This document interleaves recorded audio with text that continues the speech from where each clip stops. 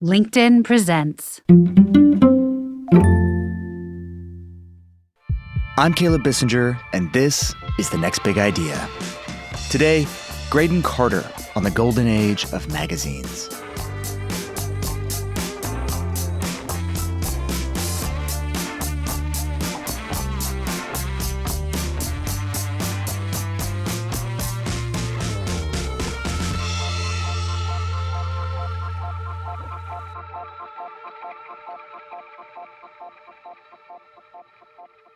I'm just going to come right out and say it. This is an atypical episode. It is not a big idea conversation per se, but I hope you'll listen anyway because I think you'll get something out of it. Here's why. Actually, first, some background. Recently, WBUR, the NPR station in Boston, invited me to interview Graydon Carter, the legendary former editor of Vanity Fair, about his new memoir, on stage at their events venue, Cityspace. I couldn't say yes fast enough, because Graydon fascinates me. In our digital world, magazine editor sounds quaint, like switchboard operator. But when the going was good, which incidentally is the name of Graydon's delicious new memoir, when the going was good, editors were dynamos who shaped the culture and minted stars. During his 25-year reign over Vanity Fair, Graydon found a way to blend beguiling sophistication with biting gossip, hard-hitting journalism with sumptuous visuals. He gave the magazine a zeitgeist authority that nothing in our fragmented media landscape has been able to match. And it was a great gig. He rode around in a chauffeured town car, flew on the Concorde, paid his top writers hundreds of thousands of dollars a year. This was possible because the magazine was generating hundreds of millions in revenue. And because he had the backing of Cy Newhouse, the billionaire owner of Condé Nast. There's a personal connection here, too. For 2 decades, my dad, Buzz Bissinger, wrote for Vanity Fair. I still remember new issues arriving in thick envelopes, often accompanied by a handwritten note from Graydon. Ever since, I've had a nostalgia for the glory days of magazines. A nostalgia that has shown up in the folks I've chosen to interview for this show. Some of my favorite guests have been old magazine hands like Sebastian Junger, Kara Swisher, and David Gran. So I promise to tell you why this conversation, unusual though it may be, is worth listening to. First, it's a masterclass in editing, an art that combines curiosity with curation, style and taste, a vanishing skill that couldn't be more vital in the age of AI slop. Second, it's about creative leadership, how to nurture talent and build an iconic brand. And finally, it offers a glimpse into the mind of someone who understands what makes a great story and how to present it. And really, what could be more compelling than that? So that's it. That's my pitch. I hope you'll stick around. And if you stay all the way to the end, you'll hear from Rufus. He's going to join me, and we're going to talk about his sojourn in magazine land. Oh, and by the way, there is some colorful language up ahead. So if you're on the fence about this episode, you might want to hang on just to hear the jaw-droppingly vulgar way Canadians make small talk. When we come back, my conversation with Graydon Carter. If you're interested in the story behind the business headlines, check out Big Technology Podcast, my weekly show that features in-depth interviews with CEOs, researchers, and reformers in business and technology. Hi, I'm Alex Kantrowitz. I'm a longtime journalist, CNBC contributor, and the host of the show. I empty my Rolodex every Wednesday to bring you awesome episodes, so go check out Big Technology Podcast. It's available on all podcast apps. Would love to have you as a listener. Did you know that small and medium businesses make up 98% of the global economy, but most B2B marketers still treat them as a one-size-fits-all? LinkedIn's Meet the SMB report reveals why that's a missed opportunity and how you can reach these fast-moving decision makers effectively. Learn more at linkedin.com/meet-the-SMB.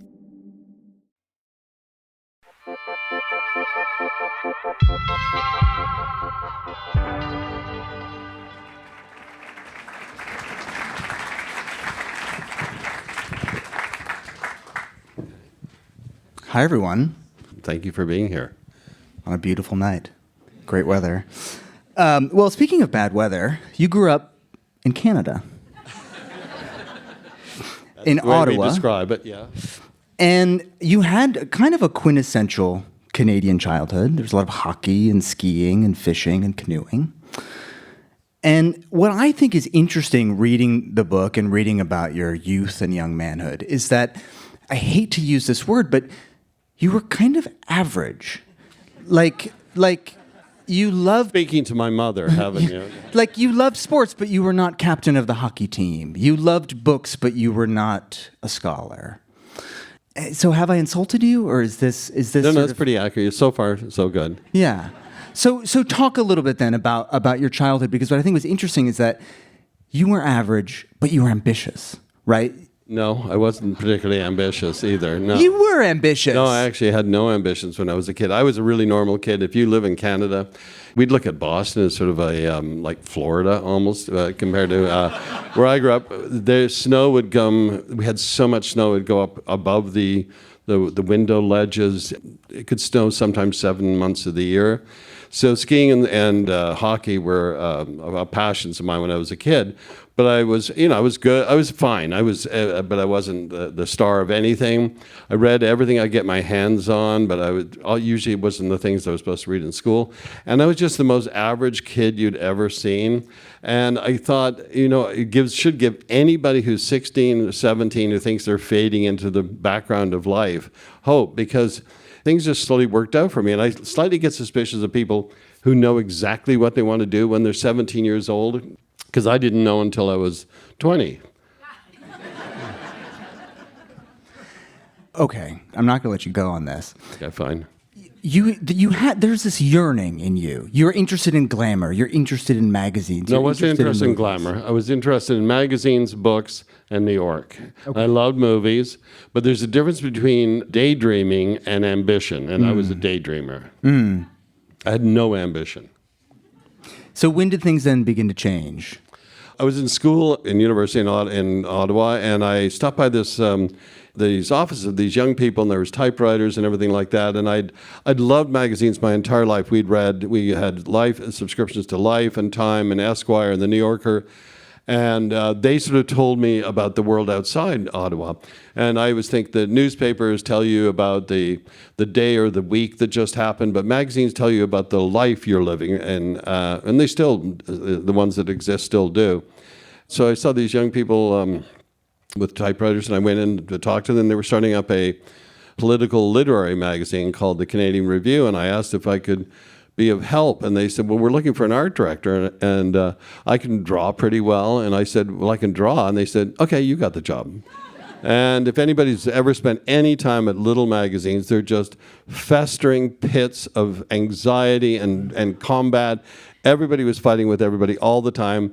The editor, the fellow who started it, he left after about a year and a half, and I became the editor. And I spent 18 hours a day at the magazine. I had no idea what I was doing, and nor did anybody else. None of us had ever worked at a magazine before, but I loved what I was doing. I spent my classes.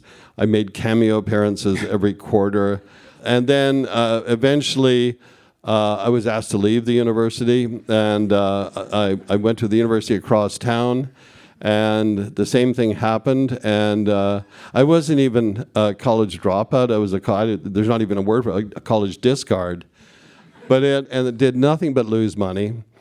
But it was a magazine. It wasn't particularly left or particularly right. It wasn't highly intellectual or lowbrow. It was just a magazine put up by people who had never worked at a magazine before, which was painfully obvious, I think, to the readership.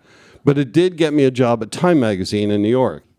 Okay, so you mentioned Time. Before we get you to New York, we have an interesting question from the audience, which is, you stumbled into this magazine. You basically walk past an open door, and it changes your life. What did magazines mean to you, this person asks? Why pursue magazines? What clicked? A great magazine, like if you wanted to find out what life was like in the 1960s in the United States, I don't think you'd find a better source than Esquire, say. And if you wanted what life was like in the 1950s in America, I think Life magazine would do that for you. And I just think magazines had that ability to capture the way we lived then, much better than newspapers. In those days, very few newspapers had feature sections. They were newspapers. They were just news. But magazines also had, starting especially in the 1960s, they allowed writers to write in sort of big narrative, sort of epic form, and they were sort of mini books. And I don't know, it just hit me. Yeah. Okay, so the Canadian Review doesn't last, but you get accepted to a course at Sarah Lawrence, which is a 7-week or something magazine or writing course, 4 weeks. Publishing course. Oh, 4 weeks. I didn't do my homework well enough. You get to New York. You ask everyone you can possibly find for a job. I'd met 3 editors at this course, and I wrote to all of them, and I got interviews with all of them. I got off the plane. So in those days, you still walk down onto the tarmac. This is like 1978. And, having been in a little magazine in Canada, I didn't have a lot of, fancy clothes. So I had a blue blazer with a crest from my parents' sailing club, and I had a tweed jacket about this thick. And the doors open on the plane. This is in July. And I have never felt heat like that in my entire life. It was like a blast furnace. So my first appointment was about 2 hours later with Louis Lapham, who was the editor of Harper's Magazine, and he had his office on Lower Park Avenue. By the time I got to him, I was outside his building. I was literally drenched. It was like, I don't know if you've seen broadcast news, but it was like Albert Brooks and broadcast. It was like literally squirting from me. So I stopped in at the Sheridan Russell Hotel on Park Avenue and sponge bathed myself a bit. I go to talk to Louis. He says he doesn't have anything. He said, but Foreign Affairs has a job. And I said, how much does it pay? He says, $15,000 a year. I said, I can't make it on that. And he said, well, I got an appointment. Why don't you just sit in front of the air conditioner for a little while? So I sat in front of the air conditioner for about an hour. But then I went to see Ray Cave, who's the editor of Time magazine. He liked me, and he said, look, I think we can do something in maybe 6 months. That was their policy. They took 6 months to hire you. And I did something I've never done before. I put my hand on his arm, and I said, no. I need a job now. And he said, well, I'm not sure we can do anything. So I go back. I was staying with a friend on a 5th floor walk up on 14th Street and 8th Avenue. And as I got to the top of the stairs, the phone was ringing. And it was his deputy, Jason McManus. And I picked up the phone. He said, I don't know what you did in there, Graydon, but we're prepared to offer you a job as a writer. And can you start on Monday? And I said, I need to go home and get some stuff, but I can start the Monday after that. He said, okay. So I was as happy as I've ever been. You go home, you get your BMW. What kind of BMW was it? It was a 2002. Yeah. I know, was that a good car in your history of cars? Okay. You come down, you get to Time, it's 78. This is maybe not at the apex of its sort of editorial cultural reputation, but fairly close. I mean, circulation is 4 million a year, and the list of people that are already working there is sort of astonishing, right? So so Time was it was still could help move markets and elect presidents, and they had restocked the magazine with a bunch of young writers. So I go in there, and these are some of the writers that were there. Michiko Kakutani, who became the Pulitzer Prize-winning chief book critic of the New York Times. Frank Rich, who became the theater critic of the Times, and later a very successful producer, did Succession for HBO. Kurt Anderson, my future partner at Spy. Alessandro Standing, my future partner at Airmail. Jim Kelly, who became the editor of Time. Walter Isaacson, the biographer. And this was just the most extraordinary group of people I'd ever met in my life. And I thought, I sort of had this misguided impression that all Americans were this smart and collected. Thankfully, they weren't. Otherwise, I wouldn't have moved on as I did. And were you? I mean, here you are surrounded by these Harvard grads and Rhodes Scholars. Were you intimidated? No, I wasn't intimidated. I was just impressed by them, and we all became lifelong friends. And no, I realized they were a cut above me, and but it didn't intimidate me. Yeah.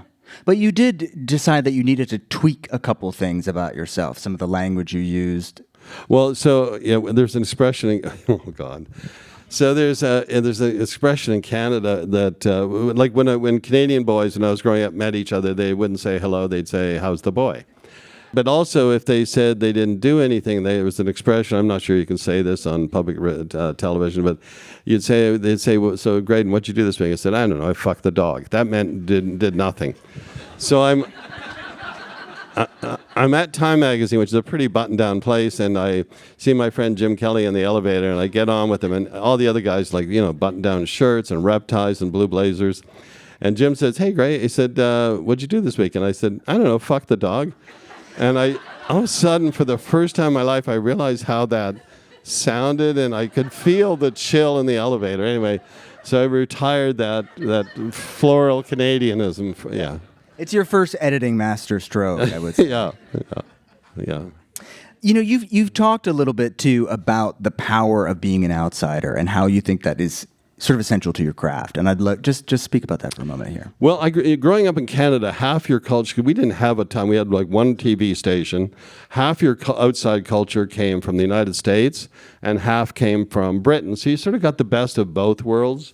I think coming to New York, you see New York City, if that's the city you dream of, in a completely different way than the person who grew up in New York City. And I was a sponge. I mean, I didn't have a lot of friends when I first got there, so I got the AIA guide to New York, and I just walked the grids. Every weekend, I learned every major building in New York and all the side streets, and I was a student of New York. And I also, most editors who made their names in New York came from far away. Harold Ross who started the New Yorker, came from, I think, Aspen or Denver. Coming in, you see New York in a very special way, and you see it in a different way than the native New Yorker. Okay, I've got a question from the audience here. Frank wants to know, you've said that magazines such as Esquire captured American life in the 60s and 70s.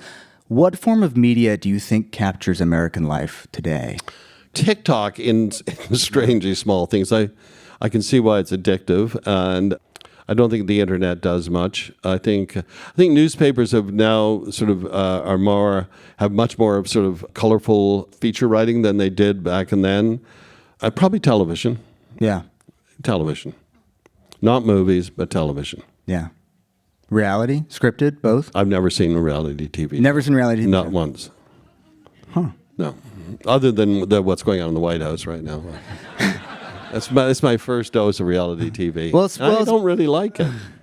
Speaking of that, shortly after you arrive in New York in 1983, you're still at Time, you need some extra cash, and your friend Art Cooper, who's the editor of GQ, says, hey, do you want to write a profile of this guy? He's sort of a wannabe real estate developer. His name we all know. And you spent 3 weeks with Donald Trump writing this story. What was your impression of? I almost get the sense you kind of liked him. He's a salesman, so he's not without his charm, and he, like an aluminum siding salesman, he'll drop your name into a sentence about every 4 sentences, and so you feel a sort of a connection really, there. Graydon? What? Yeah. I'm feeling something between us. And he didn't like the story. It sort of portrayed him as sort of a slightly sort of dodgy guy from the outer boroughs. His car was too long. It was maroon. He had vanity plates, which I'd really never seen before. Do you remember what they were? DJT. And he still got them. And I pointed out, and this is what really drove him crazy, that his hands were a little too small for his body. So anyway, he buys up all the copies in New York. He sends a staff out to buy up all the copies in New York. Cy Newhouse, who owned GQ, also owned Random House. And he sees this magazine flying off the shelves in New York. He thinks this guy's a hot commodity. He gets Random House to order up a book, which becomes a couple of years later, The Art of the Deal, which leads to The Apprentice, which leads to where we are now. But then we get to Spy Magazine, which I spent time at Life Magazine as well, and I co-founded Spy with my partner Kurt Anderson. And with Trump, anytime we mentioned his name, we called him a short-fingered vulgarian. He hated that. He threatened to sue Spy Magazine. Then I come to Vanity Fair, and he's so transactional. Then all of a sudden I'm getting flattering notes about issues and things like that. He invites me to his wedding to Marla Maples. We had dinner with him once at Mar-a-Lago, but it wasn't to last. Once he discovered Twitter, he'd say the worst things about me. He called me grubby, sloppy, sleepy. We're part owners of a restaurant in New York. He criticized the food at the restaurants. He would criticize Vanity Fair. He said it's no longer hot. That the Oscar party we did had lost its luster, and then he said he's a major loser. Even his wife thinks so. So I checked with my wife. She didn't say major. So he tweeted about me negatively about 48 times. So I had them all blown up about this big, and I had them framed and put on my wall outside Vanity Fair. And I used to say it's the only wall he ever built. So that's my history with him.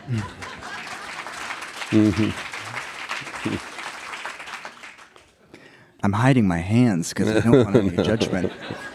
So you mentioned Spy magazine. Let's rewind and let's talk about how that came to be. So you're at Time and you're there for I think 5 years, and then you realize that you're not long-term Time material. I wasn't the only one who realized it, but yes. What does that there mean? were others. Did someone say to you? No, they never said anything, but I knew. You knew. Yeah. And so you got kicked over to sort of a TV Guide knockoff. I volunteered for that that lasted 2 months, and then I came to Life magazine. And then at Life, you start dreaming up a magazine of your own with your friend Kurt Anderson. Right. Okay, talk about Spy. Talk about what the thesis was behind. Well, it happened to be the New York had come. When I came to New York had just come out of bankruptcy. There were burnt out cars everywhere, prostitutes everywhere. There was crime. The city was filthy. I mean, I loved all of that, but it sort of came out of that, and by the mid-'80s, all of a sudden it had transformed, and the root cause of the transformation was probably investment bankers. We hadn't had those before, and all of a sudden the money is washing into New York. You had the ladies who lunch up at Le Cirque and Le Grenouille, and a lot of characters had money and wanted to show the money in New York. And so we thought it was a good time to start a satirical magazine about New York. And we didn't want humorists, because I find most humorists aren't funny, but we wanted journalists who could get the facts, write the story, and also make it funny. So we raised a certain amount of money and started in 1986, and it was like nobody had seen anything like it in a way. It was so astringent, and it sort of took off. And you really rubbed people the wrong way. I mean, one of the craziest anecdotes to be in the book is that you wrote something that about Kurt Vonnegut's wife that he found to be unflattering, and he called you and he said, "If you don't have cancer already, I hope you get it." Kurt Vonnegut. That was not one of his finest moments. We also did a story on the 10 most litigious New Yorkers, and one of them was Gore Vidal. And our phone number's in the phone book, and he must have gone, and he calls me. And he says, I don't like this list. He said, if you don't retract that I'm one of the most litigious New Yorkers, I'm going to sue you. I said, and I was about to say, you don't get the contradiction, and click, he hung up. So flash forward 10 years. I'm at Vanity Fair, and Gore is one of the great novelists and certainly one of the great essayists in American letters, and I bring him into the magazine. And he wasn't getting along with a lot of the other contributors. At one point, he had a big spat with Dominic Dunn, and I don't like drama in the office, so we had a makeup dinner, and we sorted that out. Then he had a spat with Christopher Hitchens, and that took longer, but we managed to get that sorted out. I remember at that dinner, I said to Gore, I said, remember when you called me when I was at Spy about threatening to sue me because we called you litigious? You didn't see the irony or contradiction in that? And he goes, no. So I said, okay, I left it at that. So we had a little bit spat, and later that year we were sailing off the Amalfi Coast, and we go up to visit him at his place in Ravello, and beautiful house, right on the cliffs overlooking the sea.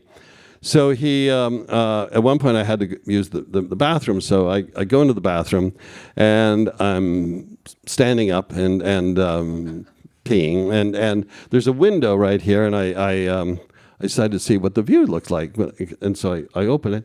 The window comes right out of its casing. and I'm holding onto it by the handle, but I've also got to finish off what I was doing for the reason I came into the bathroom. So I finished that off. So I managed to get the thing. Then I hear pounding on the door because I've been in there about 3 minutes. And Gore said, "Are you okay?" So I said, "Yeah, I'm fine. I'll be out in a second." So I managed to take about 4 minutes to get this thing back into the casement and get it sort of settled a bit. And I used a bit of toothpaste to sort of caulk it along the bottom. And Gore's knocking on the door, and I come out, and I'm a little wet in front because of the commotion. And we never really settled things back to where they were. I think it was I'd been in there about 15 minutes. I don't know what he thought I was doing. I think he thought I was doing cocaine or something like that. Let's come back to Spy. We have a question from the audience. Someone writes in, was Spy just a magazine for that era? Could it have launched today? Oh, yes, it could have launched today. I don't think you'd print it. I think you'd put it online because printing a magazine and distributing it is a brutal business. But yeah, I think there was periods there where I thought it could not find a place, but definitely right now. You left Spy after 5 years. What happened? Why leave? Because small magazines are brutal on the finances, and we were very successful, but in fact we were so successful we planned it as a New York magazine, but then it became national and then international, but we didn't have the money to finance the printing of extra copies and waiting for all the magazine unsold copies to get back so you could get paid for them. And it just became very difficult. We sold it to two investors, Charles Saatchi, who was then a legendary British ad man, and Johnny Pagazzi, who's a sort of international playboy. And it just sort of changed it for me. So I took over a newspaper, a sleepy Upper East Side newspaper called the New York Observer. And it was a salmon-colored broadsheet, really quite elegant, with sort of typefaces that replicated the New York Times and the Wall Street Journal. And I had worked out a plan for it, like a 6-month, 12-month, 18-month plan of how I would make it a must-read. And so at about the 9-month mark, I brought in all these writers, and it was catching on. My audience was largely the Upper East Side of New York and Greenwich Village. And so I started sending copies, complimentary copies, to friends of mine who are editors elsewhere, a lot of them in Europe. And Cy Newhouse would I didn't know this at the time, but he'd make a twice annual tour of all his properties in Europe. And they had a lot of magazines in London and Paris and Milan. And on this one trip, everywhere he went, he saw copies of the New York Observer. And so he returns to New York thinking this thing is an international hit. I mean, it wasn't. I sent them out. It was a little hit in the Upper East Side and Greenwich Village. And he asked if I'd like to meet with him, and I said, of course I would. And so he said, I've got two magazines that you might be interested in. And one was the New Yorker, and one was Vanity Fair. And I almost fainted, but I gathered myself. I said, well, the trouble is at Spy, we had made religious fun of the Vanity Fair, of its sort of Baroque writing style, of its editor, of its contributors. And he said, okay, it's the New Yorker. And so I left. We were going to announce it in 2 weeks. I worked out a 6-month, 12-month, 18-month plan of what I would do. And I'm not a disruptor in any way, shape, or form. I thought I'd make incremental changes, and I would be, at best, a caretaker. The day of the announcement, I get a call from Anna Wintour, who says, there's been a change. It's going to be the other magazine. So Tina Brown went to the New Yorker, and I went to Vanity Fair. You know, it's interesting to me that Donald we can reverse engineer his presidency to Cy Newhouse observing that a lot of GQ copies sold well when in fact Trump was buying them up. We can reverse engineer your career to you just sending out the Observer. That's so funny. Absolutely. Absolutely. Okay, so you end up at Vanity Fair, and as you said, you've taken over from Tina Brown, who has built, I think, a pretty good foundation at that magazine. She brought in some really great talent, Nick Dunn, Annie Leibovitz. She had taken this magazine that had lost something like $100 million, and she'd made it profitable. And she had helped kind of establish this tone, which was high, it was low, it was gossip on one spread, it was something, highbrow on the next. Did you feel pressure, like, don't rock the boat, just keep this going? Yes and no. I didn't have the troubles. I had to start almost right away, and I didn't have a time to work out a plan. And so it took me 2 years before I could put together issues that I wanted rather than issues I could just cobble together. The staff was highly distrustful of me, partly because of all the things we'd said at SPY. Gradually, I like a very convivial office. I like an office where people are respectful of other people. They say please and thank you. I never fired anybody. After 2 years, it all boiled down to 3 troublemakers. And basically, they had been left behind to tell the outside world what a dreadful incompetent I was. And I'd get reports back from dinner parties and stuff that they were speaking ill of me. So I got rid of these 3 people in 1 week. And then things sort of just changed. People started, all of a sudden they thought I was an alpha male. And and I'd never thought of myself that way. And but they started working together, and I built a huge, wonderful staff. And I've got 2 of my great editors here, Colin Murphy and Dana Brown. We started building up, a stable of writers, including Buzz Bissinger, who's sitting right here. And then for the next 23 years, it was more like the way I wanted it. So you've banished the bad apples. You've hired some great writers. Talk about the stable of writers that you brought in. Talk about how you attracted the talent that you did. Well, having a size checkbook certainly helped, because when we were at SPY, the first person I tried to hire was Christopher Hitchens. But we paid even less than The Nation magazine, which is really saying something.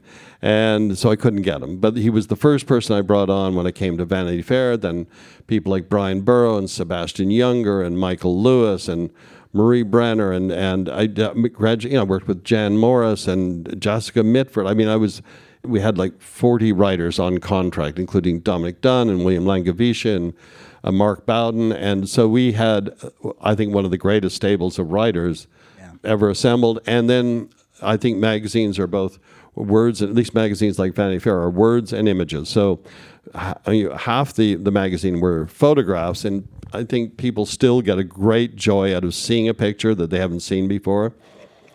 So we, in addition to Annie Leibovitz, we had Helmut Newton, we had Herb Ritz, Slim Aaron shot for me, I had Jonathan Becker, I had Mario Testino. So we had an absolute murderer's row of writers and photographers.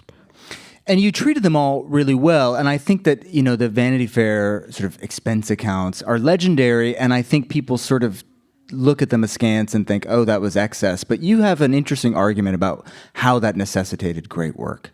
The flowers would go out when writers would turn their stories in on time, or a bottle of scotch.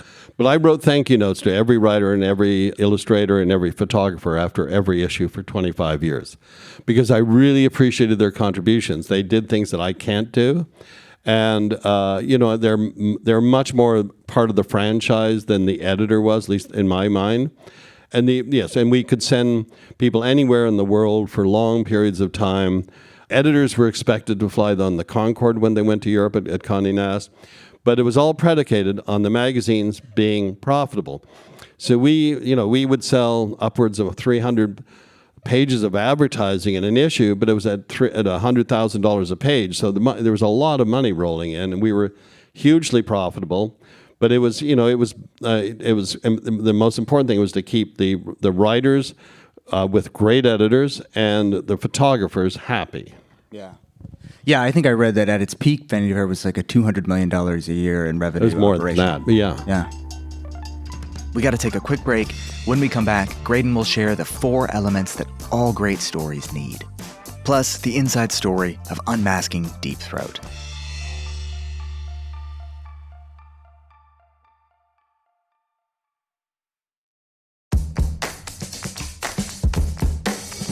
Hey you, I'm Andrew Seaman. Do you want a new job? Or do you want to move forward in your career? Well, you should listen to my weekly show called Get Hired with Andrew Seaman. We talk about it all, and it's waiting for you, yes you, wherever you get your podcasts. Small and medium businesses don't have time to waste, and neither do marketers trying to reach them. On LinkedIn, more SMB decision makers are actively looking for new solutions to help them grow, whether it's software or financial services. Our Meet the SMB report breaks down how these businesses buy and what really influences their choices. Learn more at linkedin.com/meet-the-SMB. That's linkedin.com/meet-the-SMB.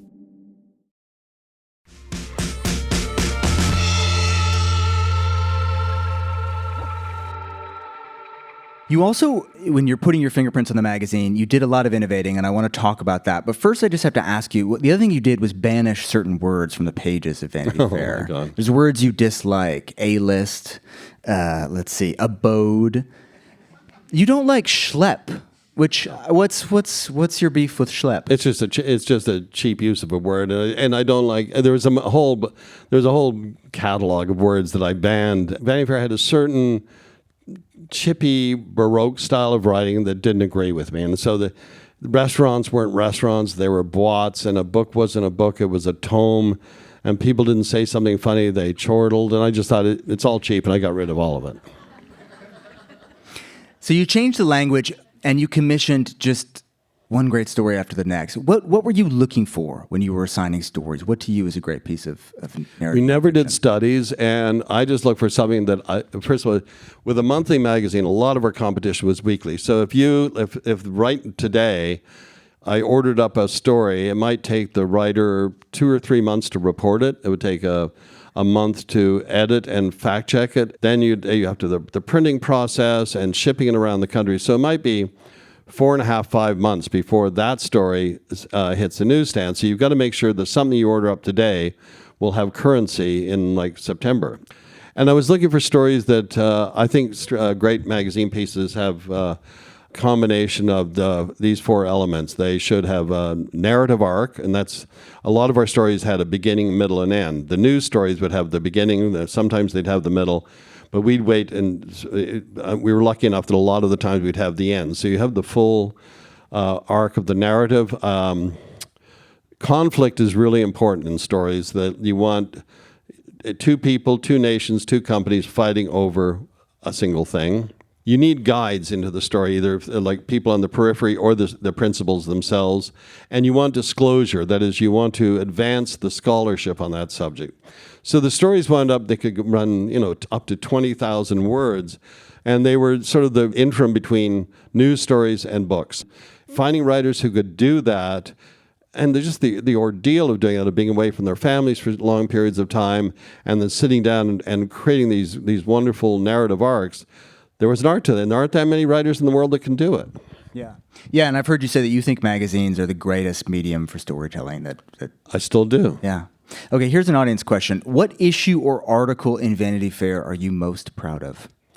I took a phone call from any reader, any complaint or anything like that, and anybody with a story idea. So this lawyer from San Francisco calls me one day and says he represents the man who was Deep Throat.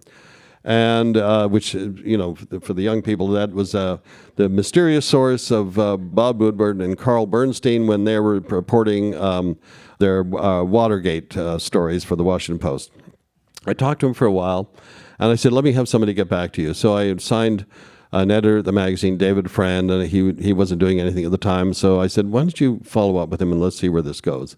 So he goes back and forth with him for over 6 months, and finally he comes into my office. He said, okay, we got a name. And I said, what is it? He said, Mark Felt. And I said, this is before the internet where you could just Google him immediately. I had no idea who he was, and nor did David. But there were problems with the story. First of all, that Mark Felt was in his 90s. He had had a stroke, and he was suffering from dementia. And he'd only told a couple of family members that he, in fact, was Deep Throat. He was the number 2 at the FBI. And so this went on for about 1.5 years, and then finally we had the story, and I wanted to keep it off the Condé Nast servers, which served other magazines like Vogue and GQ and the New Yorker. I wanted this to be kept completely secret because I knew this was a big story. So we created an office within an office with craft paper on the windows, and we kept it off the server. And this took another half year to bring to fruition. We had a photograph. And so.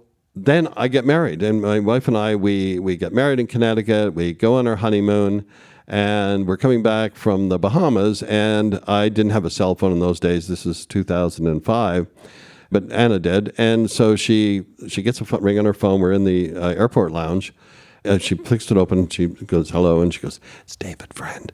I went, oh, fuck. So I said, hey, David, and he said, I just want to remind you that we released the Deep Throat story this morning. I said, oh my God, I completely forgotten about it in all the hubbub of getting married and going on a honeymoon. And I said, have Woodward and Bernstein said anything? He said, no.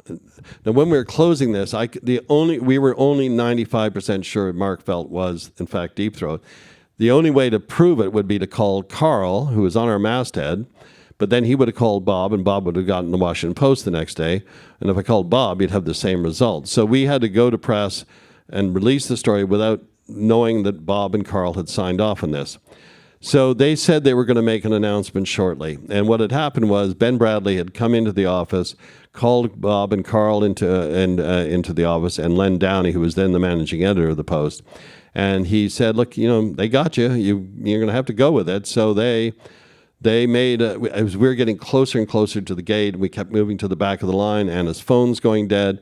Finally, just as we were just about to go through the ticket agent, Anna gets a call, and I pick up the phone, and I said, David, please, I hope you have some good news for me. And he said, they just confirmed that it was, that Mark Felt was Deep Throat. And I thought, oh my God, this is one of the happiest days on many occasions, many reasons, that in my entire life. It was a really nice trip back to New York, too. So, okay, that's one of them. That's one of your favorites. What's the one that got away? Oh, so this is going to involve Dana Brown. Dana, Buzz, your father had been writing for me for a number of years, producing great stuff. Dana comes in and said, Buzz wants to write about his clothing obsession. I said, that doesn't sound like a story for us. And he said, no, he's like devoted to Gucci clothes. And I said, I'm not even sure. When I met Buzz was wearing Brooks Brothers button-down shirt, rep tie, blazer. And then I gave a book party for him and LeBron James at the Monkey Bar in New York. And Buzz shows up in a black leather jacket with a mesh shirt, likes of which I've never seen before in my life. And so this was part of that whole obsession he had with Gucci and that sort of thing. I said, I don't think it's right. He should send it to GQ. He does go to GQ. He writes the story. It's so incredibly fascinating. It was just unbelievable. Anyway, that was one of my biggest regrets of going away. That story's one of my biggest regrets too, but for a different reason. But I think your father spent about $700,000 on Gucci clothes, and more. Yeah, 600. Okay, so that's 6. So you went into public school after that. I yeah. assume. Yeah. Okay. Okay, so you shook up the magazine editorially. You also innovated in other ways, right? So you launched the Hollywood issue. Swifty Lazar, who invented the Oscar party, and he used to do it at this restaurant Spago in Hollywood, and he invited me one year, and I sort of saw how he did it. The trouble is the Spago was divided in two. It had an A room and a B room, and the A room was for like the Gregory Pecks and the Jimmy Stewarts, and the B room was for lesser people, including people like me. So I watched how he sort of operated the whole thing. He dies in December, and I think I'm still underwater at Vanity Fair. I thought this might be a good thing for the magazine.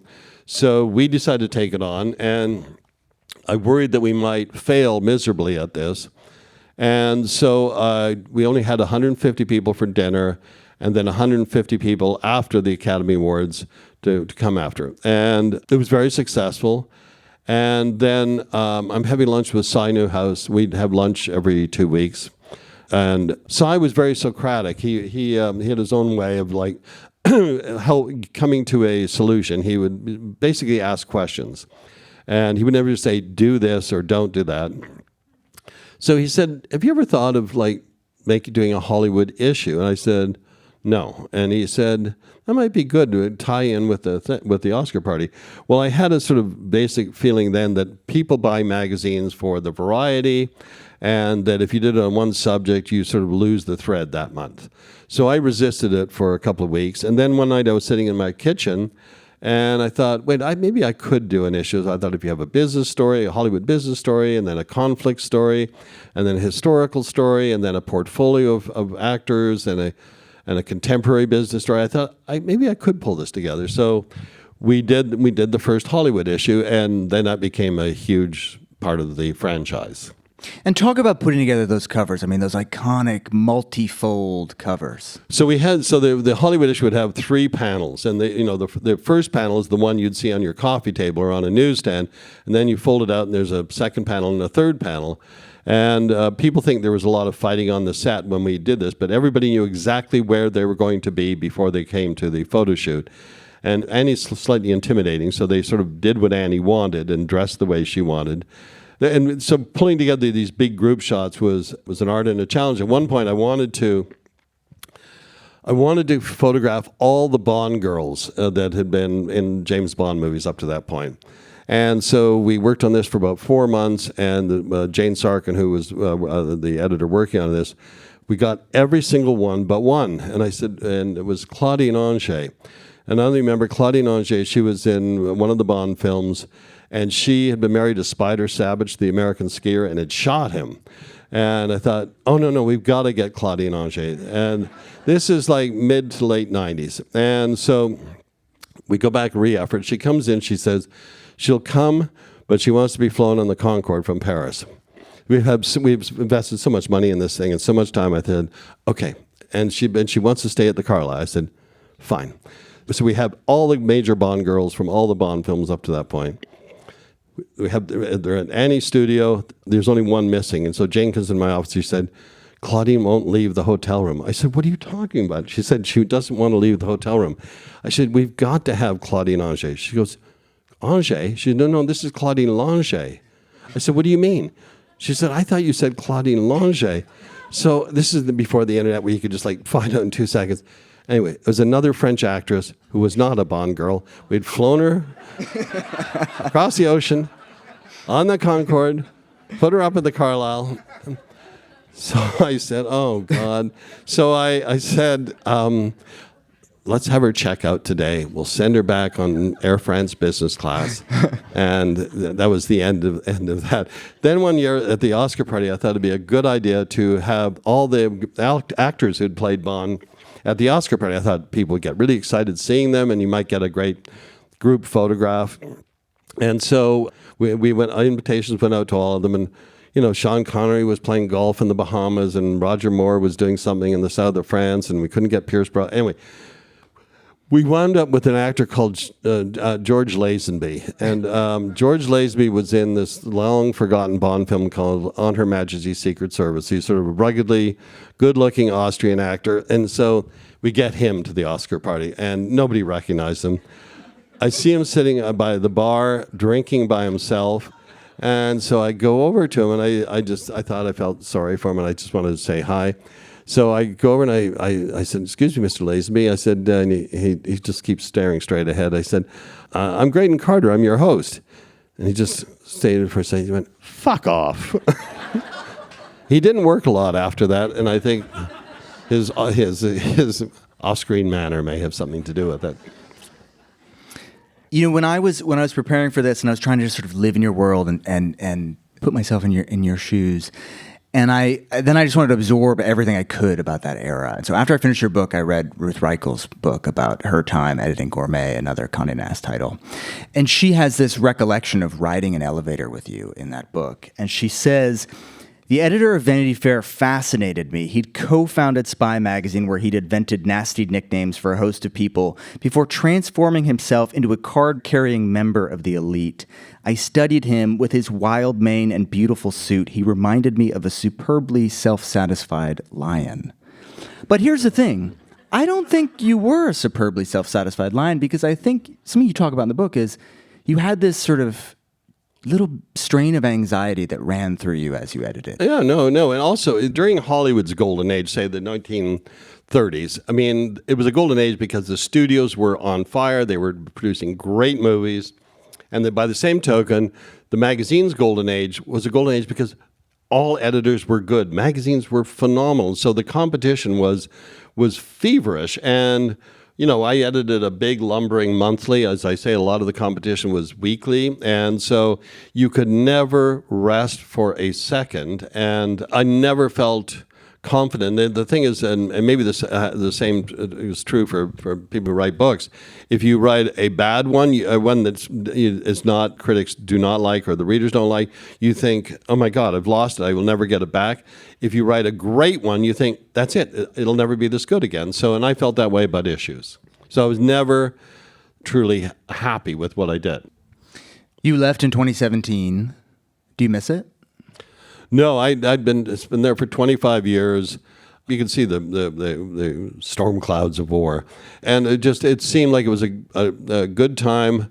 My wife had gone and rented a house in France, and that we were really looking forward to. And so I left, and I thought I might miss it. I had a car and driver, but I didn't miss that. They invented Uber, and we live in the village, and my office is a 2.5-minute walk, so I don't even need that. Graydon Carter, everyone. Thank you so much. This has been Great such pleasure. a tremendous Thank you. conversation. Thank you very much.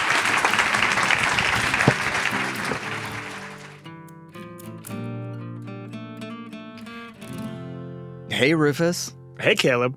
So, Rufus, I wanted to have you on just at the end of this conversation with Graydon because you have lived many different lives. And one of them, I don't know if all of our listeners know this, was running, I think it started as a digital magazine and then it became like a print magazine. This is in the late 90s. Do you want to talk a little bit about that time, about Nerve? Yeah, well, you're absolutely right. I did start what we then called an online magazine called nerve.com. The tagline was Literate Smut. In 1997, we started a print magazine. A couple of years later, put out 6 issues semi-monthly, and the smartest thing we ever did was shut it down.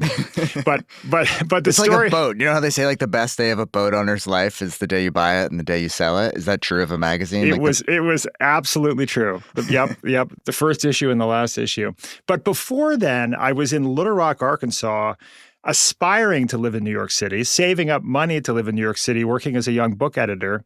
And I had against the wall a stack of all my favorite magazines, many of which were from New York. Of course, the New York Times, the Village Voice, New York Review of Books, New York Magazine, the New Yorker, Rolling Stone, Vanity Fair.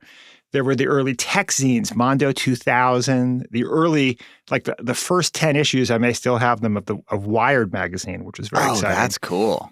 But they represented these dreams, these aspirations I had to move to the Big Apple.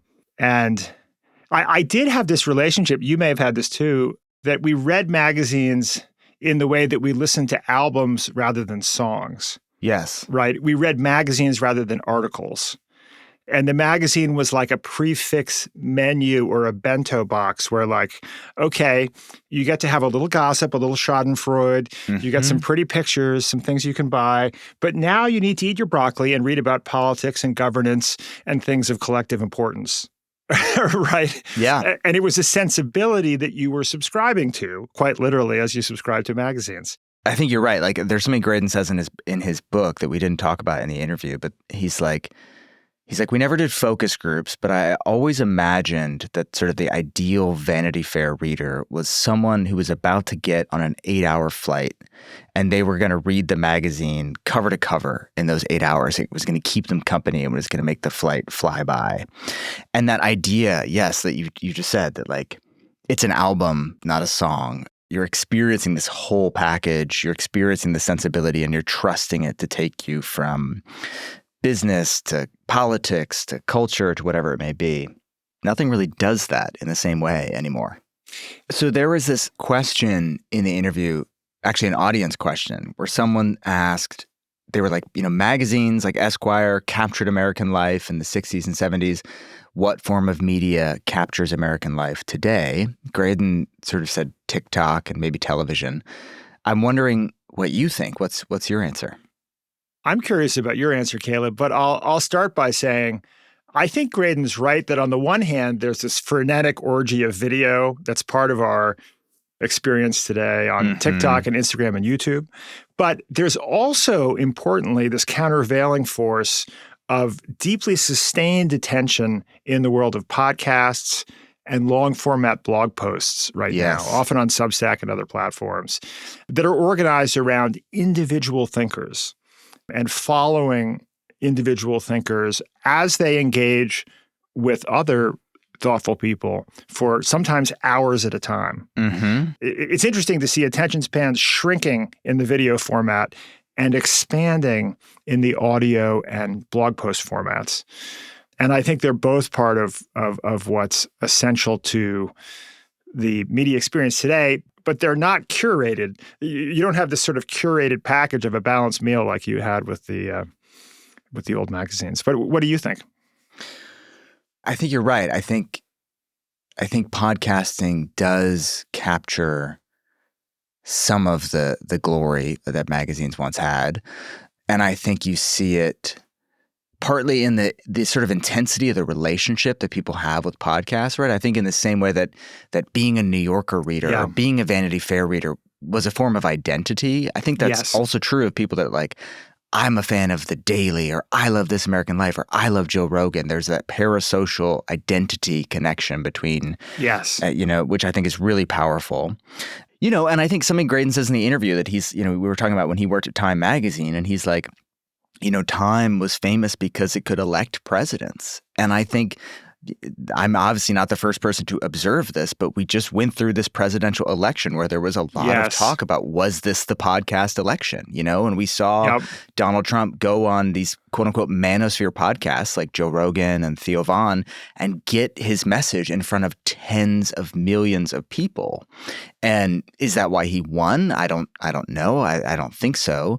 But nevertheless, like getting on those shows exposed him to audiences that are way, way, way bigger than any old school media is these days, like magazines or cable news or newspapers. So they definitely occupy a privileged space within the culture. Absolutely. And in the last election, podcasts were tugging in both directions with critical exposure on the big podcasts for Trump. And then on the other hand, Ezra Klein using his podcast for months to call for Biden to step aside. Mm-hmm. And I think there's a good case to be made that he helped shift a lot of people's thinking. Yeah, so I do think there's a good argument to be made for podcasts as the new magazine. And obviously we have a vested interest, in podcasts. Yes, we do. And I think there is some degree of a magazine-style mix that we strive for on this show. Yes. Right? Like we want to offer a certain consistency of perspective, of deep curiosity, willingness to take new and sometimes contrarian views seriously, sit with them. But we also want to be entertaining and surprising and cover lots of different topics, and every now and then throw a curveball like we did today. And so I hope people listening are enjoying all the effort and love we put into this, and tell your friends. Yeah. And come back next week. Yeah. Today's episode was mixed by Mike Toda. Special thanks to Margaret Lowe, Amy McDonald, Stephen Davey, and the whole team at WBUR Cityspace. As I mentioned at the top, we've had a bunch of great magazine writers on the pod over the years. People like Michael Lewis, Malcolm Gladwell, Susan Dominus, Sebastian Junger. And of course, another legendary editor, Adam Moss. Yes, who couldn't be more different from Graydon Carter, by the way, but that's another story. Right, that's true. So I took all of those magazine-y episodes and I put them into a Spotify playlist, which you can find in the episode notes. We love making this show with the team at the LinkedIn Podcast Network. I'm Rufus Griscom. I'm Caleb Bissinger. See you next week.